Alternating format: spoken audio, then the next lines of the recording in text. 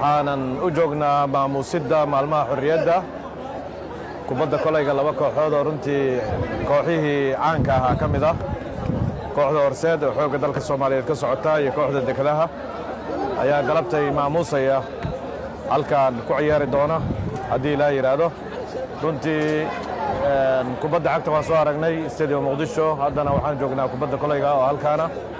oo laba kooxood oo kooxihii qadiimka ay ku baratamayaan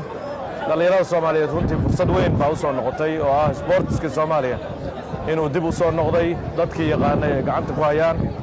dadkii yaqaanay ay hadda maamuladii kala duwanaa ay qabteen gaar ahaan ciyaaraha fudud gabdhaha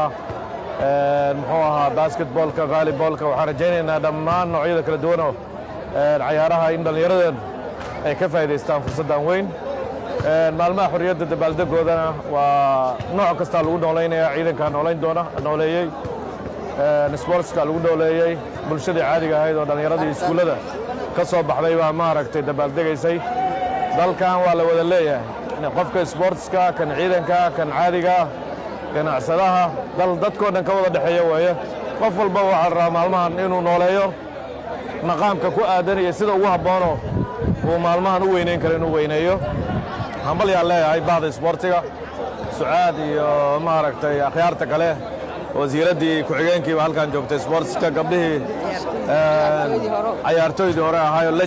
lajamiintii horseed iyo kooxaha kala duwan baa jooga jenyo marka jenya jooga waa sheegnay iljeya dhammaantiin guulaystaan idin leenahay kulligiin waxaad noo ahaydeen dalkaana soo bisheen haddana waad u taagantihiin inaad dhallinyarada idin beddeshay